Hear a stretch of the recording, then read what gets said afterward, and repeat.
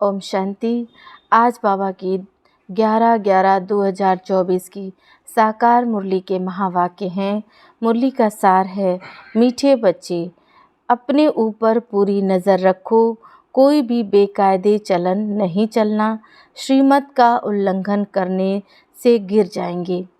प्रश्न है, पद्मा पदम पति बनने के लिए कौन सी खबरदारी चाहिए? उत्तर है, सदैव ध्यान रहे, जैसा कर्म हम करेंगे हमें देख और भी करने लगेंगे। किसी भी बात का मिथ्या अहंकार न आए, मुरली कभी मिस न हो। मनसा वाचा कर्मणा अपनी संभाल रखो, या आंखें धोखा न दें, पद्मों की कमाई जमा कर सकेंगे। इसके लिए अंतर्मुखी होकर बाप को याद करो और विकर्मों से बचे रहो। ओम शांति। रूहानी बच्चों को बाप ने समझाया है, यहाँ तुम बच्चों को इस ख्याल से ज़रूर बैठना होता है, यह बाबा भी है, टीचर भी है, तो सद्गुरु भी है। और यह भी महसूस करते हो बाबा को याद करते करते पवित्र बन पवित्र धाम में पहुँचेंगे। बाप ने समझाया है कि पवित्र धाम से तुम नीचे उतरे हो, उसका नाम है पवित्र धाम। सतो प्रधान से फिर सतो रजो तमो में आए। अभी तुम समझते हो हम नीचे गिरे हुए हैं, अर्थात वैश्यालय में हैं। बल तुम संगम युग पर हो, परंतु ज्ञान से तुम जानते हो कि हमने किनारा किया हुआ है। फिर भी अगर हम शिव बाबा की याद में रहते हैं तो शिवालय दूर नहीं, शिव बाबा को याद नहीं करते तो शिवालय बहुत दूर है। सजाएं खानी पड़ती हैं तो बहुत दूर हो जाता है। तो बाप बच्चों को कोई जास्ती तकलीफ नहीं देते। एक तो बार बार कहते हैं मनसा वाचा कर्मणा पवित्र बनना है, या आँखें भी बड़ा धोखा देती हैं, इनसे बहुत संभाल कर चलना होता है। बाप ने समझाया है कि ध्यान और योग बिल्कुल अलग है। योग अर्थात याद, आँखें खुली होते भी तुम याद कर सकते हो। ध्यान को कोई योग नहीं कहा जाता। योग भी भोग भी ले जाते हैं तो डायरेक्शन अनुसार ही जाना है। इसमें भी माया बहुत आती है। माया ऐसी है जो एकदम नाक में दम कर देती है। जैसे बाप बलवान है, वैसे माया भी बड़ी बलवान है। इतनी बलवान है जो सारी दुनिया को वैश्यालय में ढकेल दिया है। इसलिए इसमें बहुत खबरदारी रखनी होती है। बाप की कायदे अनुसार याद चाहिए। बेकायदे कोई काम किया तो एकदम गिरा देती है। ध्यान आदि की कभी कोई इच्छा नहीं रखनी है। इच्छा मात्रम अविद्या। बाप तुम्हारी सब मनोकामनाएं बिगर मांगे पूरी कर देते हैं, अगर बाप की आज्ञा पर चले तो। अगर बाप की आज्ञा ना मान उल्टा रास्ता लिया तो हो सकता है स्वर्ग के बदले नरक में ही गिर जाए। गायन भी है, गज को ग्राह ने खाया। बहुतों को ज्ञान देने वाले, भोग लगाने वाले आज है नहीं। कहाँ बेकायदे चलन के कारण पूरे मायावी बन जाते हैं। डीटी बनते बनते डेविल बन जाते हैं। बाप जानते हैं कि बहुत अच्छे पुरुषार्थी जो देवता बनने वाले थे वह असुर बन असुरों के साथ रहते हैं, ट्रेटर हो जाते हैं। बाप का बनकर फिर माया के बन जाते हैं, उन्हें ट्रेटर कहा जाता है। उनके अपने ऊपर नज़र रखनी होती है। श्रीमत का उल्लंघन किया तो यह गिरे, पता भी नहीं पड़ेगा। बाप तो बच्चों को सावधान करते हैं कि कोई ऐसी चलन ना चलो जो रसातल में पहुंच जाओ। कल भी बाबा ने समझाया, बहुत गोप हैं, आपस में कमेटियां आदि बनाते हैं। जो कुछ करते हैं श्रीमत के आधा बिगर करते हैं तो डिससर्विस करते हैं। बिगर श्रीमत करेंगे तो गिरते ही जाएंगे। बाबा ने शुरू में कमेटी बनाई थी तो माताओं की बनाई थी। क्योंकि कलश तो माताओं को ही मिलता है। वंदे मातरम गाया हुआ है। अगर गोप लोग कमेटी बनाते हैं तो बंदे गोप तो गायन नहीं है, श्रीमत पर नहीं तो माया के जाल में फंस पड़ते हैं। बाबा ने माताओं की कमेटी बनाई, उन्हों के हवाले सब कुछ कर दिया। पुरुष अक्सर करके देवाला मारते हैं, स्त्रियां नहीं, तो बाप भी कलश माताओं पर रखते हैं। इस ज्ञान मार्ग में माताएं भी देवाला मार सकती हैं। पद्मा पद्म भाग्यशाली जो बनने वाले हैं वह माया से हार खाकर देवाला मार सकते हैं। इसमें स्त्री पुरुष दोनों देवाला मार सकते हैं और मारते भी हैं। कितने हार खाकर चले गए, गोया देवाला मार दिया। जो बाप समझाते हैं, भारतवासियों ने तो पूरा देवाला मारा है। माया कितनी जबरदस्त है, जो समझ नहीं सकते हम क्या थे, कहाँ से एकदम नीचे आकर गिरे। यहाँ भी ऊंच चढ़ते चढ़ते फिर श्रीमत को भूल अपनी मत पर चलते हैं तो देवाला मार देते हैं। वो लोग तो देवाला मारते हैं, फिर 5-7 वर्ष बाद खड़े हो जाते हैं। यहाँ तो 84 जन्मों का देवाला मारते हैं, ऊंच पद पा ना सके, देवाला मारते ही रहते हैं। बाबा के पास फोटो होता तो बतलाते, तुम कहेंगे बाबा तो बिल्कुल ठीक कहते हैं, यह कितना बड़ा महारथी था, बहुतों को उठाते थे, आज हैं नहीं, देवाले में हैं। बाबा घड़ी घड़ी बच्चों को सावधान करते रहते हैं। अपनी मत पर कमेटियां आदि बनाना, इसमें कुछ रखा नहीं है। आपस में मिलकर झरमुई झगमुई करना, या ऐसा करता था, फलाना ऐसा करता था, सारा दिन यही करते रहते हैं। बाप से बुद्धि योग लगाने से ही सतो प्रधान बनेंगे। बाप का बने और बाप से योग नहीं तो घड़ी घड़ी गिरते रहेंगे। कनेक्शन ही टूट पड़ता है, लिंक टूट जाए तो घबराना नहीं चाहिए। माया हमें इतना तंग क्यों करती है? कोशिश कर बाप के साथ लिंक जोड़नी चाहिए, नहीं तो बैटरी चार्ज कैसे होगी? विकर्म होने से बैटरी डिस्चार्ज हो जाती है।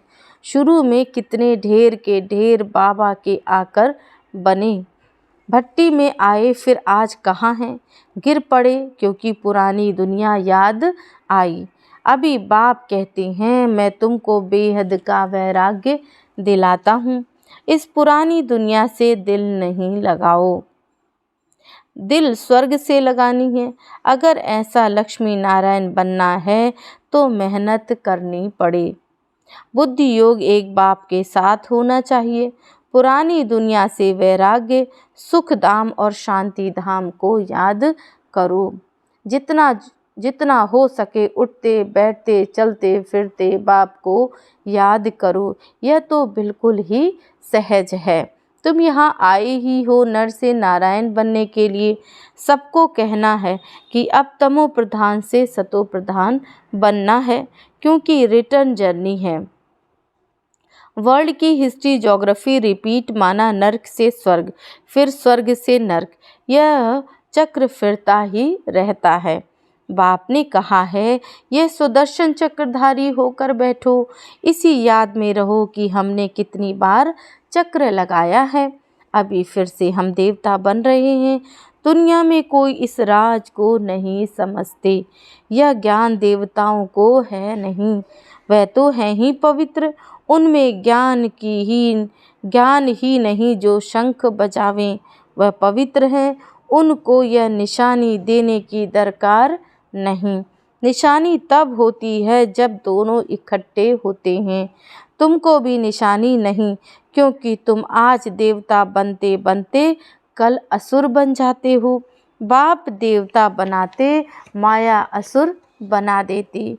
बाप जब समझाते हैं तब पता पड़ता है कि सचमुच हमारी अवस्था गिरी हुई है। कितने बेचारे शिव बाबा के खजाने में जमा कराते, फिर मांग कर असुर बन जाते हैं। इसमें योग की ही सारी कमाई है।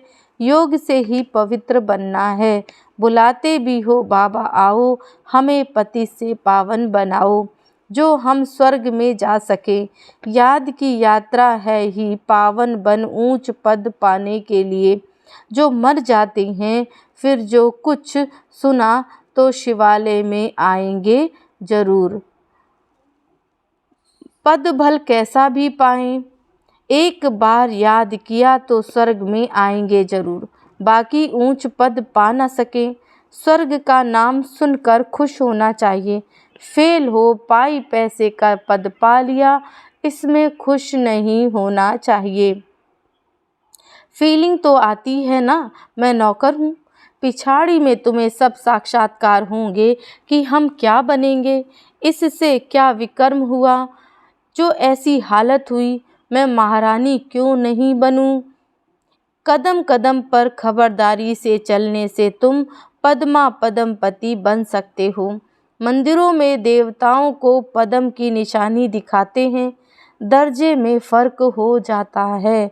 आज की राजाई का कितना दबदबा रहता है तो अल्पकाल का, सदाकाल के राजा तो बन नहीं सकते।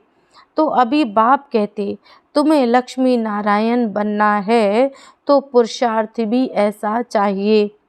कितना हम औरों का कल्याण करते हैं, अंतर्मुखी हो कितना समय बाबा की याद में रहते हैं। अभी हम जा रहे हैं अपने स्वीट होम में, फिर आएंगे सुखधाम में। यह सब ज्ञान का मंथन अंदर में चलता रहे। बाप में ज्ञान और योग दोनों हैं, तुम्हारे में भी होना चाहिए। जानते हो हमें शिव बाबा पढ़ाते हैं तो ज्ञान भी हुआ और याद भी हुई। ज्ञान और योग दोनों साथ साथ चलता है। ऐसे नहीं योग में बैठो, बाबा को याद करते रहो और नॉलेज भूल जाओ। बाप योग सिखलाते हैं तो नॉलेज भूल जाते हैं क्या? सारी नॉलेज उनमें रहती है। तुम बच्चों को भी नॉलेज होनी चाहिए, पढ़ना चाहिए। जैसे कर्म मैं करूँगा मुझे देख और भी करेंगे। मैं मुरली नहीं पढ़ूँगा तो और भी नहीं पढ़ेंगे। मिथ्या अहंकार आ जाता है तो माया झट वार कर देती है। कदम कदम बाप से श्रीमत लेते रहना है, नहीं तो कुछ न कुछ विकर्म बन जाते हैं। बहुत बच्चे भूले करते बाप को नहीं बताते तो अपनी ही सत्यानाश कर लेते हैं। गफलत होने से माया थप्पड़ लगा देती है, बर्थ नॉट ए पेनी बना देती है। अहंकार में आने से माया बहुत विकर्म कराती है। बाबा ने ऐसे थोड़े ही कहा कि ऐसी ऐसी पुरुषों की कमेटियां बनाओ। कमेटी में एक दो समझू सयानी बच्चियां जरूर होनी चाहिए, किसकी जिनकी राय पर काम हो। कलश तो लक्ष्मी पर रखा जाता है। गायन भी है, अमृत पिलाते थे, फिर कहाँ यज्ञ में विघ्न डालते थे। अनेक प्रकार के विघ्न डालने वाले हैं। सारा दिन यही झरमुई झगमुई की बातें करते रहते हैं। यह बहुत खराब है। कोई भी बात हो तो बाप को रिपोर्ट करनी चाहिए। सुधारने वाला तो एक बाप है। तब तुम अपने हाथ में लौ नहीं उठाओ, तुम बाप की याद में रहो, सभी को बाप का परिचय देते रहो, तब ऐसा बन सकेंगे। माया बहुत कड़ी है, किसको नहीं छोड़ती। सदैव बाप को समाचार लिखना चाहिए, डायरेक्शन लेते रहना चाहिए। यूँ तो डायरेक्शन सदैव मिलते रहते हैं। ऐसे तो बच्चे समझते हैं बाबा ने तो आप ही इस बात पर समझा दिया। बाबा तो अंतर्यामी है। बाबा कहते नहीं, मैं तो नॉलेज पढ़ाता हूँ, इसमें अंतर्यामी की बात नहीं। हाँ, यह जानता हूँ कि यह सब मेरे बच्चे हैं। हर एक शरीर के अंदर मेरे बच्चे हैं। बाकी ऐसे नहीं कि बाप सबके अंदर विराजमान है। मनुष्य तो उल्टा ही समझ लेते हैं। बाप कहते मैं जानता हूँ कि सभी तख्त पर आत्मा विराजमान है। यह तो कितनी सहज बात है। सभी चैतन्य आत्माएं अपने अपने तख्त पर बैठी हैं, फिर भी परमात्मा को सर्वव्यापी कह देते हैं। यह एकज भूल है। इस कारण ही भारत इतना गिरा हुआ है। बाप कहते हैं, तुमने मेरी बहुत ग्लानि की है, विश्व के मालिक बनाने वाले को तुमने गाली दी है। इसलिए बाप कहते, यदा यदा ही धर्मस्य। बाहर वाले यह सर्वव्यापी का ज्ञान भारतवासियों से सीखते हैं, जैसे भारतवासी उनसे हुनर सीखते हैं वह फिर उल्टा सीखते हैं। तुम्हें तो एक बाप को याद करना है और बाप का परिचय भी सबको देना है। तुम हो अंधों की लाठी, लाठी से राह बतलाते हैं ना। अच्छा, मीठे मीठे सिकिलधे बच्चों प्रति माता पिता बाप दादा का याद प्यार और गुड मॉर्निंग। रूहानी बाप की रूहानी बच्चों को नमस्ते। हम रूहानी बच्चों की रूहानी माता पिता बाप दादा को याद प्यार गुड मॉर्निंग नमस्ते। ओम शांति। धारणा के लिए मुख्य सार है। पहला पॉइंट, बाप की आज्ञा अनुसार हर कार्य करना है, कभी भी श्रीमत का उल्लंघन ना हो, तभी सर्व मनोकामनाएं बिना मांगे पूरी होंगी। ध्यान दीदार की इच्छा नहीं रखनी है, इच्छा मात्रम अविद्या बनना है। दूसरा पॉइंट है, आपस में मिलकर झरमुई झगमुई यानी एक दूसरे का परिचिंतन नहीं करना है। अंतर्मुखी हो अपनी जांच करनी है कि हम बाबा की याद में कितना रहते हैं। ज्ञान का मंथन अंदर चलता रहे।